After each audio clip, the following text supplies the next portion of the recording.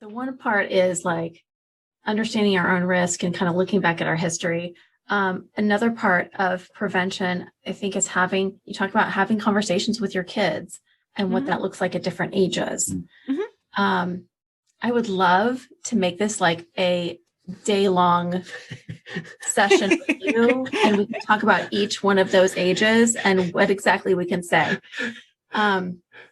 It's in the book. Well, and since you're talking ages, I have to say, a lot of people look at a book like this. They're like, okay, addiction. We need to start talking about this. What, in middle school, right? And no, if we're starting in middle school, we're starting too late. And it's not as if you're going to, start talking about, injecting heroin with your kindergartner. But what you do need to do is start thinking really in preschool, because this is all part and parcel of a larger conversation about health, about autonomy, about protecting, our space and protecting our bodies, and why we do the things that we do when it comes to our health. And a lot of these conversations are really tough to have because they're scary, right? So the earlier you're starting them, the more normalized those conversations are and the less fraught they are. So, for a little kid, it might include talking about why we don't swallow the toothpaste and we spit it out, why we wash our hands, why mommy's name is on this pill bottle on the countertop and daddy's name is not. And what if daddy wanted to take mommy's pills? Should he do that? And the answer is no, because we don't take pills that aren't prescribed for us, because daddy, mommy weigh different amounts. Daddy, mommy have different bodies. Mommy and daddy have different things going on in their bodies. And that's why it's unhealthy to take pills that aren't prescribed for us. So these developmentally appropriate conversations can naturally lead, up to having those really complicated conversations in high school.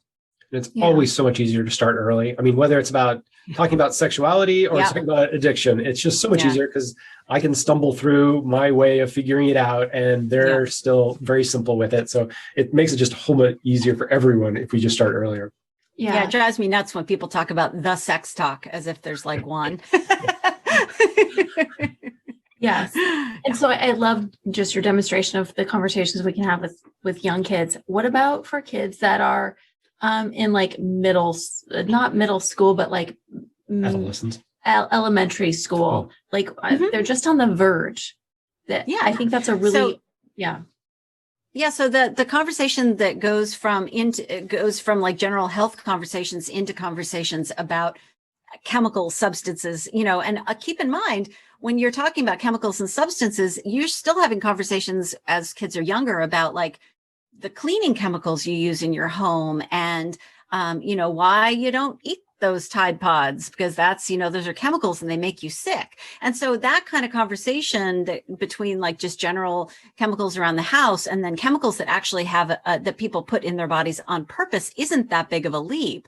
And also it tends to happen, thank goodness, less so now, in the course of natural living your life. So if you're at Thanksgiving and Uncle Brian has to go out the front door in order to have his cigarette in the front yard, you can talk about, why do you think Brian left the house? Or if your kid asks that, or your kid asks what he's doing outside, you say, well, he's not allowed to smoke in the house. Why do you think he's not allowed to smoke in the house? Well, because the chemicals that are in that smoke are actually bad for all of us, which, hopefully will lead to the question of, well, why does he do it? And then you can have this conversation about the fact that there are things in cigarette smoke that can make some people feel calmer, can make people feel more focused, but it does come along with all these other chemicals. And let me tell you about those. So all of those, so really the middle grade and early tween conversations are really all about beginning to talk about vaping and cigarette smoke or cigarettes and things like that. And then, because most kids who start drinking and taking drugs tend to start in middle school. Those conversations you have to get those conversations started really before middle school starts, because that's when they're going to be faced with the most of that. So then the next beginnings of that. The next stage, the question I have about the next stage in particular is with adolescents, as they get older into those teen years, oftentimes they're not looking to the parents and they're looking elsewhere to be influenced, their friends, other adults, things like that. So I know we could talk like for like a day about all this, but I'm wondering if you could talk a little bit about that. Like, how do we as the parents address it when they're hitting this age where they're not really interested in hearing it from us, or it's harder for them to hear it from us as the parent, and instead they're looking to their peers? Or how do we enroll another adult, or what can be done in those cases?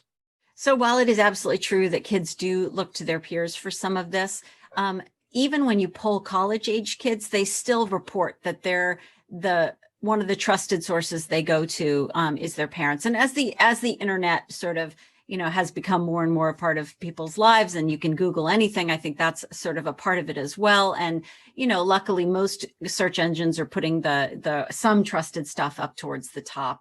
But I think one of the big things that is going to be really important is to not address it in the ways kids dread it being addressed, which is a lecture, which is, and I know as a teacher in education research, lectures are one of the least efficient ways to help a kid learn. They actually trigger in everyone, me as well, this sort of just shut down kind of thing. So coming at the kids from an unexpected angle often works. I tell the story in the book of how I'll do just about anything to get my kids to talk to me. And I talk about a dinner that we had in our home that really got us talking and getting to know each other really well. But coming at them from an angle that they don't expect, coming at them from an angle that's at their level about the things they would actually like to talk about in a way they'd like to talk about them. So, for example, if you suspect your kid is friends with someone who is abusing drugs, for example, coming at it straight head on with, I think your friend is abusing drugs and I want to talk about that, will just bring up the defenses. But if you could come at it from an angle of, I'm curious what you get out of your relationship with your friend Brian. Like, what's cool about Brian and what worries you about Brian and those kinds of things. And that's in the peer chapter in this book as well. Coming at kids from the side door seems to work a little bit better than walking right in the front door and bashing them over the head with a lecture.